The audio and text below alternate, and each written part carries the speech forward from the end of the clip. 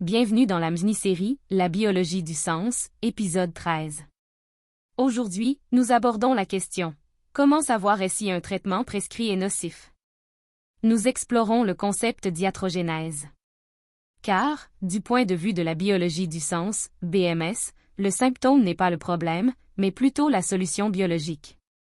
Mais que se passe-t-il si le traitement que vous recevez perturbe le mécanisme d'adaptation du corps? La médecine moderne a sauvé des millions de vies.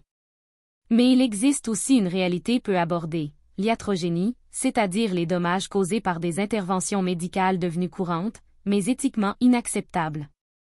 Du point de vue de la biologie du sens, le corps ne se trompe jamais. Chaque processus biologique répond à un programme d'adaptation. 1. Repenser la maladie.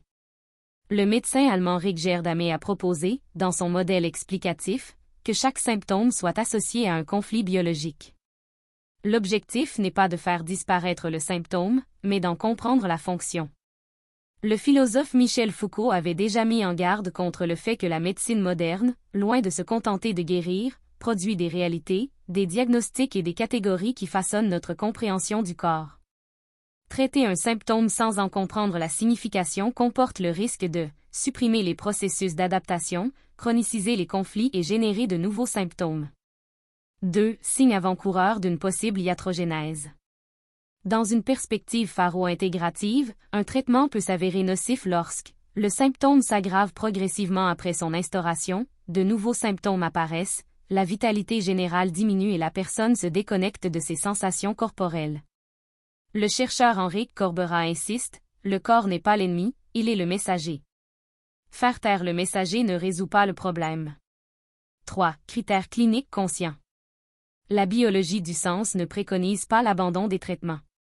Elle propose une prise de conscience de l'intervention et de ses risques. Question clé pour l'évaluation. À quelle fonction biologique ce symptôme sert-il? Est-ce que je traite la cause ou l'effet? Mon état général s'améliore-t-il, ou est-ce seulement un signe qui disparaît? De nouveaux symptômes ou signes sont-ils apparus depuis le début du traitement? La véritable médecine ne consiste pas à supprimer, mais à intégrer. Un traitement doit guérir, et non perpétuer la maladie. S'il ne guérit pas, c'est qu'il est inadapté. Si d'autres symptômes ou signes apparaissent, le traitement est inadapté. 4. Analyse ACAL. Selon le modèle global de Ken Wilber, toute intervention thérapeutique doit être évaluée selon les 4 cadrans ACAL. 1. Individuel intérieur, conscience, comment le patient vit le traitement. 2. Individuel extérieur, biologie, effets physiologiques et secondaires. 3. Collectif intérieur, culture, croyances médicales et autorité clinique. 4. Système externe, protocole, horaire de consultation, secteur d'activité. Si l'on ne considère que le cadran biologique externe, symptômes médicaments, l'acte médical se réduit à une simple technique. Une pratique clinique véritablement complète exige également l'évaluation de l'expérience subjective, du contexte relationnel et de la structure institutionnelle. Négliger l'un de ces cadrans conduit à des interventions partielles, et chaque intervention partielle accroît le risque d'iatrogénie épistémologique, traiter les données et oublier les personnes. 5. Votre droit à vos soins. Il est vrai que beaucoup de personnes ont le sentiment de ne pas recevoir suffisamment d'informations sur les effets secondaires ou de ne pas avoir la possibilité de décider sereinement d'un traitement, généralement médicamenteux. Ceci est souvent dû à des facteurs systémiques qu'il convient de corriger, tels que la durée limitée des consultations, 10 à 15 minutes maximum, une charge de travail excessive qui exige une refonte du système de santé et du rapport entre les dépenses et l'efficacité des solutions de santé, des protocoles institutionnels souvent dénués d'empathie et un manque d'esprit critique de la part des professionnels de santé qui se contentent d'exécuter les ordres par commodité, sans se soucier de la qualité de vie des patients.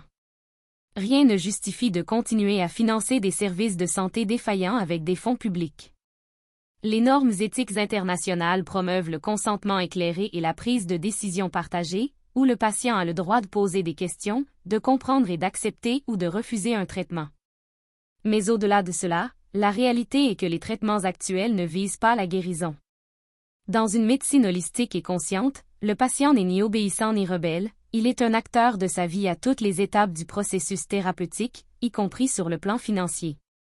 Aujourd'hui, un patient ne peut pas décider consciemment de son traitement car on ne lui présente qu'une seule alternative prise en charge par l'assurance maladie, une proposition inefficace et coûteuse, car elle ne guérit pas et, dans de nombreux cas, aggrave la maladie. Telle est la réalité de la MO.